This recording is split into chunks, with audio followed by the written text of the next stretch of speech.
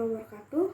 Perkenalkan, nama saya Karin Fadila Ramadhani dengan NIM A221-22089.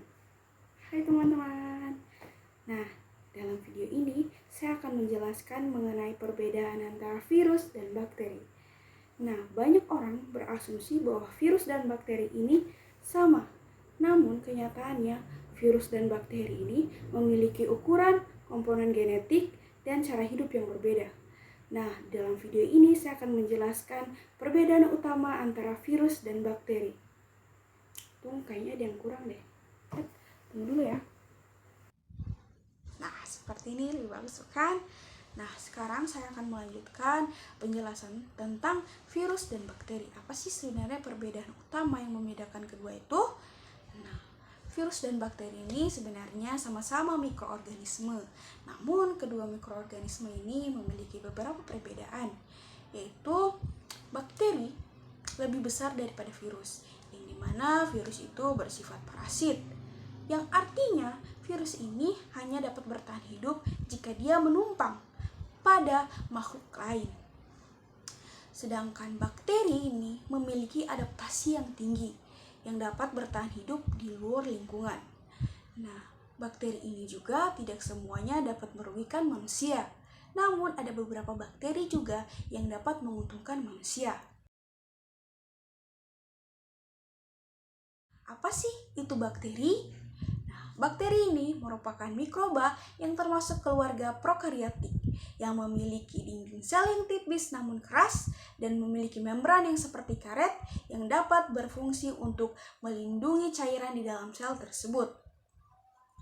Dan bakteri ini dapat berkembang biak sendiri dengan melakukan cara pembelahan. Sebagian besar bakteri tidak menyebabkan penyakit. Salah satu bakteri yang dapat menguntungkan manusia yaitu bakteri Lactobacillus acidophilus yang berada pada saluran pencernaan manusia yang berfungsi untuk menurunkan kolesterol dan diare. Sebenarnya, kurang dari 1% jenis bakteri dapat menyebabkan penyakit.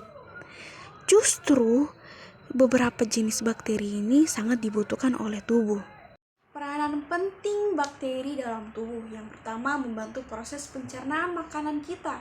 Baru yang kedua, dia menyediakan nutrisi-nutrisi yang bermanfaat bagi tubuh kita.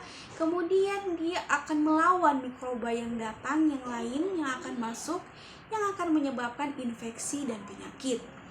Nah, bakteri sendiri juga dapat hidup di berbagai lingkungan yang ekstrim, terutama walaupun lingkungan tersebut sangat panas ataupun sangat dingin, bakteri tersebut akan tetap tinggal di dalamnya. Walaupun lingkungan tersebut tidak dapat dihuni oleh organisme lain, makhluk hidup lain, namun bakteri ini dapat hidup di dalamnya, seperti lingkungan yang tinggi akan radioaktifnya. Ini penyakit dan infeksi yang disebabkan oleh bakteri. Walaupun hanya beberapa bakteri yang dapat menyebabkan penyakit, namun bakteri juga dapat menyebabkan infeksi. Nah, infeksi ini kita dapat atasi itu dengan kita meminum obat antibiotik. Kenapa antibiotik? Kenapa harus antibiotik? Nah, antibiotik ini di sini berfungsi untuk menghambat proses perkembangannya di dalam tubuh kita, sehingga dibutuhkan antibiotik ini. Baik, selanjutnya kita akan membahas tentang virus nih teman-teman. Sebenarnya apa sih virus itu? Kenapa dengan virus ini? Oke, virus ini adalah mikroba yang cara bertahan hidupnya itu dia menempelkan dirinya pada makhluk hidup yang lainnya, atau kita biasa sebut dengan inang gitu. Baru virus ini tuh relatif lebih kecil daripada bakteri. Kemudian setiap virus ini tuh memiliki material genetik, antara lain itu RNA atau DNA saja. Berbeda dengan bakteri kan teman-teman, karena bakteri ini memiliki keduanya. Dia memiliki RNA dan DNA. Kalau virus ini hanya memiliki salah satunya saja. Kemudian cara memperbanyak diri virusnya ini tuh dengan cara dia menempelkan dirinya gitu, kayak tadi di atas itu, menempelkan dirinya kepada makhluk hidup yang lainnya. Nah, namun virus ini tuh sebagian besar tuh menyebabkan penyakit nih. Berarti berbanding terbalik dong ya sama bakteri, karena bakteri itu beberapa ada yang menguntungkan bagi manusia, bahkan ada juga yang sangat dibutuhkan oleh tubuh gitu. Nah, virus ini tuh merugikan berarti untuk manusia. Nah, virus ini tuh sebenarnya tuh pemilih guys, dia akan menyerang sel secara spesifik. Misalnya virus-virus tertentu akan menyerang pada sel pankreas, sistem pernafasan, ataupun juga darah. Nah, virus ini juga tidak hanya menyerang sel-sel yang sehat saja, namun dia akan menyerang bakteri. Mengerikan bukan, dia bisa menyerang bakteri juga. Nah, ada pula beberapa kasus nih teman-teman yang disebabkan oleh virus, yaitu sel-sel yang sebenarnya itu normal, dia bisa jadikan sebagai sel yang berbahaya disebabkan oleh virus ini. Misalnya contoh virus onkogenik nih. Onkogenik ini menyebabkan sel ini bertransformasi nih, menjadikan sel kanker, yang dimana kemungkinan karena koevolusi jangka panjang antara virus dan inang sehingga menyebabkannya transformasi sel tersebut. Saat masuk ke dalam tubuh, virus akan menyerang sel sehat dan mengambil alih pasokan nutrisi oksigen pada sel tersebut. Selanjutnya, sel akan mulai memperbanyak diri sampai akhirnya sel yang ditumpangi mati. Beberapa penyakit yang disebabkan oleh virus. Sudah ada gambar, sebenarnya penyakit atau infeksi dari virus ini kita dapat hindari nih dalam diri kita sendiri, yaitu dengan cara makan dengan sehat. Yang kita harus melihat nutrisinya saat kita makan. Nutrisinya harus seimbang. Apakah ada proteinnya, karbohidratnya, mineralnya, lemaknya. Nah, kita harus seimbangkan itu. Kemudian kita memperbanyak minum air nih supaya tubuh kita terhidrasi. Kemudian olahraga itu sangat penting, kita menggerakkan tubuh gitu kan.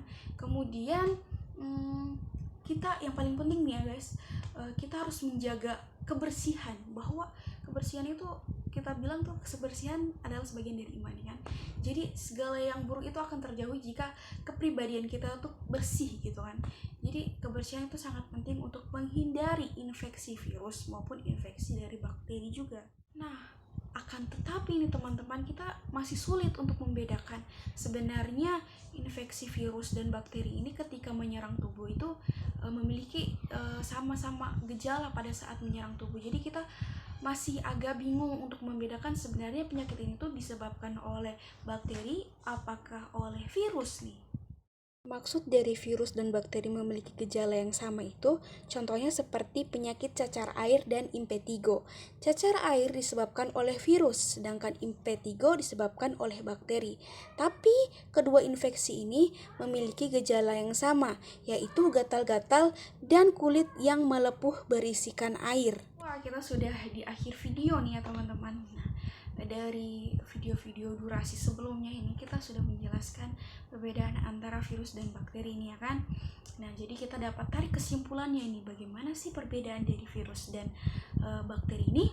Nah, jadi dari asam nukleatnya nih teman-teman, kalau bakteri ini tuh memiliki DNA dan RNA, namun virus hanya memiliki salah satunya, apakah RNA atau DNA saja. Kemudian cara berkembang biaknya nih. Cara berkembang biaknya bakteri itu dengan cara membelah dirinya kan kalau bakteri. Nah, sedangkan virus itu dia bereplikasi pada inang hidup.